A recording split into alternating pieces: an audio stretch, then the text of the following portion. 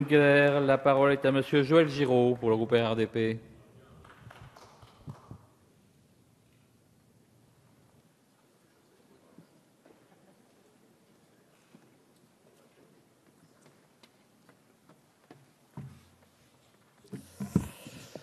Monsieur le Président, Mesdames et Messieurs les ministres, Monsieur le Président de la Commission spéciale, Monsieur le rapporteur général, Mesdames, Messieurs les rapporteurs thématiques, Mesdames, Messieurs les députés, chers collègues.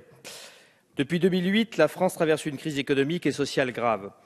Depuis plus de 15 ans, si ce n'est quelques petites embellies passagères, la France connaît globalement une croissance potentielle en berne et une situation de l'emploi délétère, en dépit des réformes qui se sont succédées pour répondre à ces défis.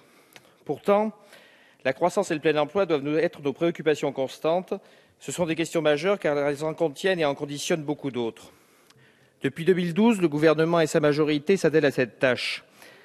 La France a connu une importante réforme de la fiscalité avec des mesures d'économie structurelle dans les dépenses publiques sans précédent et un allègement massif des cotisations sociales avec le CICE, dont nous regrettons toutefois et toujours la non-sélectivité. Notre tissu industriel semble en phase de reprise après une longue convalescence et les effets positifs des actions mises en œuvre depuis 2012 commencent à se faire sentir. D'ailleurs, la progression de l'attractivité de la France se confirme mois après mois. Pourtant, nous peinons à concrétiser et de grands chantiers sont encore devant nous pour relancer la croissance et améliorer la situation de l'emploi. Aujourd'hui, le projet de loi pour la croissance, l'activité et l'égalité des chances économiques, sur lequel le gouvernement travaille depuis des mois, arrive dans notre hémicycle pour 15 jours d'examen. Il engage de nombreuses réformes structurelles sur une palette de sujets très large et vise à consolider notre stratégie économique. Tordons le cou immédiatement à une critique récurrente de ce projet de loi, dit parfois fourre-tout. Si ce projet de loi est effectivement éparpillé, c'est tout simplement parce que l'économie est elle-même éparpillée. Nous devons aller chercher de la croissance potentielle partout où nous pouvons. Nous devons réduire les poches d'inefficacité et d'inéquité économique partout où elles se trouvent pour améliorer la régulation économique, soutenir la demande et renforcer la confiance. Renforcer notre économie, c'est d'abord encourager nos entrepreneurs, encourager le risque et limiter les rentes liées à des monopoles de situation. Il existe des situations dans notre économie où le consommateur ou une partie à un contrat peuvent se trouver captifs dans une situation complètement asymétrique, dans une situation parfois bloquée où les engagements sont trop rigides ou ne sont pas assez respectés. Il s'agit donc d'améliorer le fonctionnement du marché, la régulation économique pour réduire les inégalités, limiter les pratiques inéquitables, libérer l'activité et lever les entraves à l'initiative. En incitant les acteurs économiques à se différencier, nous les incitons à l'innovation, à l'évolution de la qualité de l'offre et au final, c'est un encouragement à la compétitivité. C'est donc une multitude de sujets microéconomiques qui ont une influence macroéconomique majeure. À l'instar de l'action de groupe, toujours promise de 2002 à 2012, mais jamais instaurée avant le changement de majorité en 2012, le projet de loi que nous allons examiner contient de très nombreuses mesures de modernisation de l'économie qui n'avaient jamais été mises en œuvre jusqu'à présent en dépit des promesses et des velléités diverses. Il vise à promouvoir l'égalité des chances économiques, inscrite dans son titre depuis son examen en commission à la faveur d'un amendement de notre rapporteur général. Il vise à dynamiser la mobilité sociale et notamment celle des jeunes. Un des exemples symboliques et médiatiques de la relance de l'activité et de l'initiative privée contenue dans ce projet de loi reste l'ouverture à la possibilité du transport par autocar, notamment pour des lignes sur lesquelles le transport ferroviaire n'est aujourd'hui pas satisfaisant.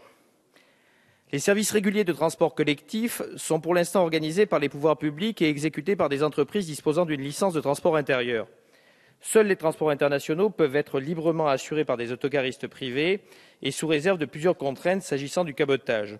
Nous avions donc une situation paradoxale en Europe. Les articles 2 et 3 du projet de loi permettent l'initiative privée pour l'organisation de lignes de transport collectif réguliers non urbains par autocar. Nous sommes très favorables à cette ouverture, d'autant que la régulation sera effectuée par un régulateur en qui nous avons une confiance forte, l'ARAF, renommée dans le même mouvement ARAFER pour intégrer le domaine routier. Incontestablement, cela nous donnera les moyens d'obtenir une offre pour les voyageurs intéressés par un prix plus faible, en particulier pour les plus défavorisés.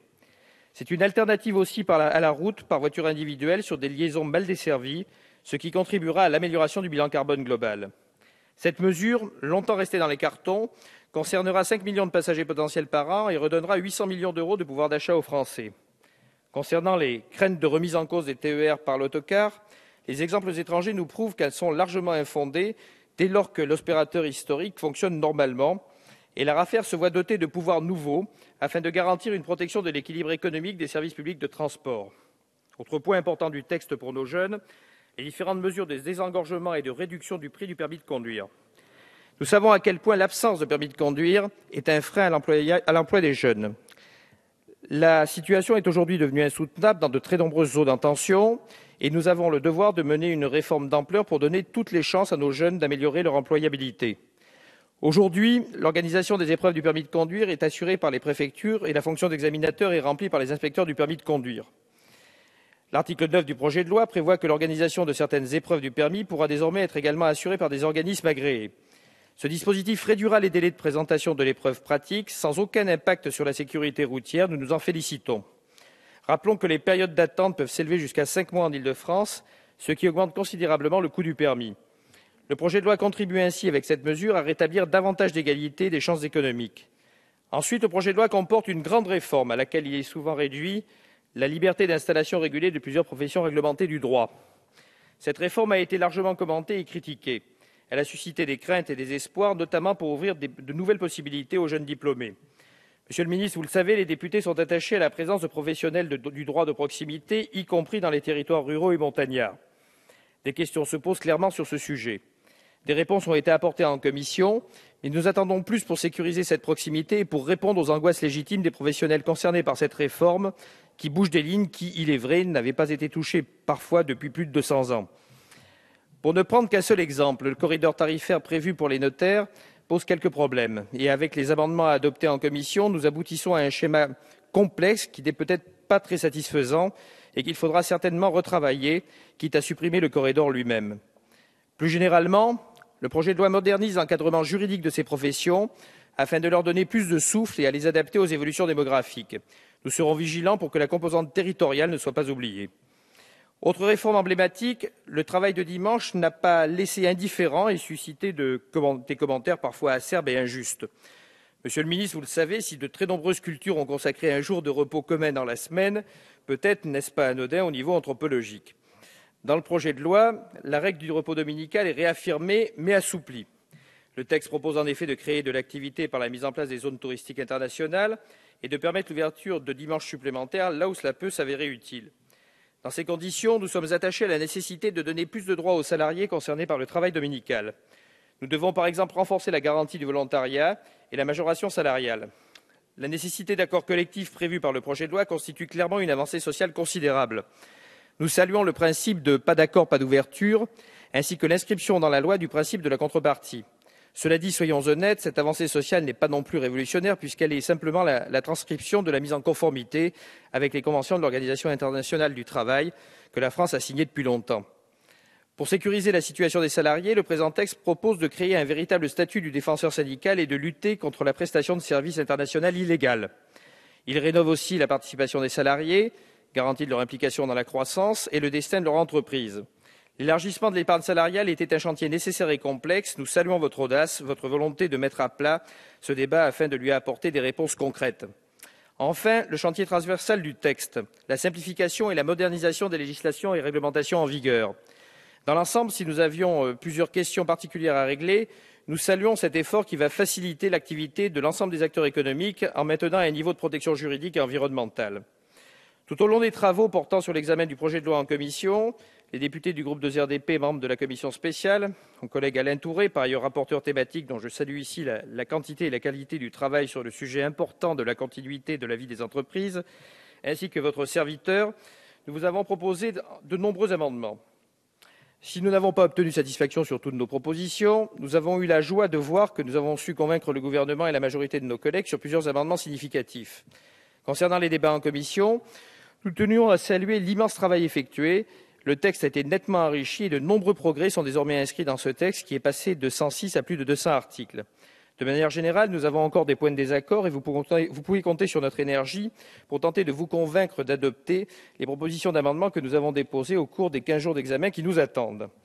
Mais nous sommes unanimes, avec probablement l'immense majorité des députés qui ont participé aux travaux, à nous féliciter d'abord des qualités d'endurance et de conduite des débats de notre président, mais ce n'est pas une surprise, et à se féliciter également des qualités d'endurance d'écoute et de respect des parlementaires de notre ministre de l'économie.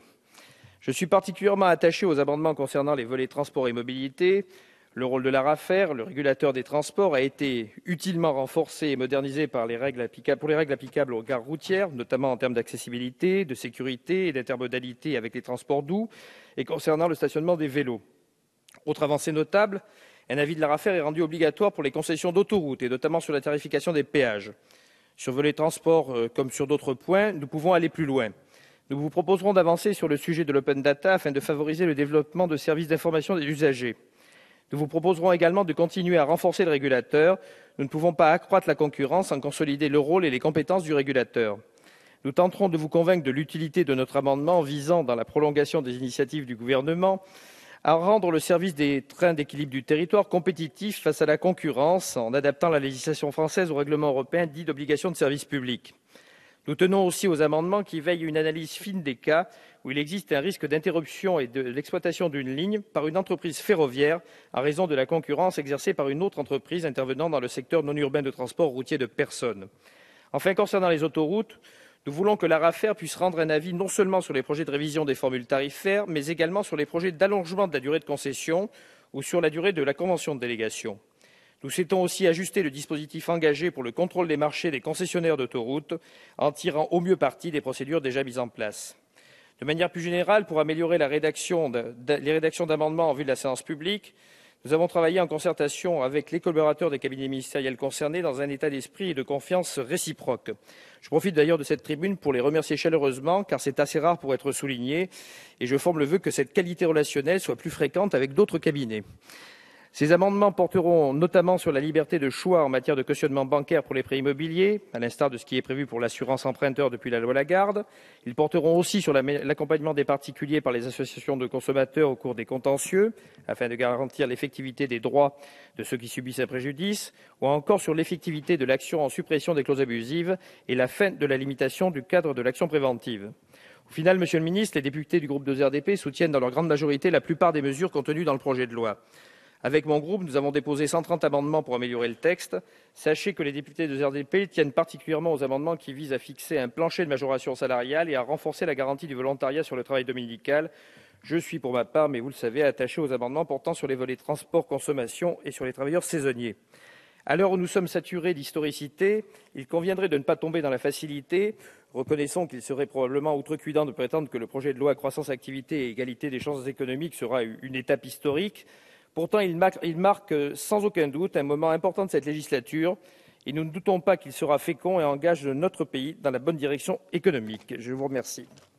Merci, Monsieur Giraud. Prochaine séance ce soir à 21h30. Projet de loi pour la croissance, l'activité et l'égalité des chances économiques. La séance est levée.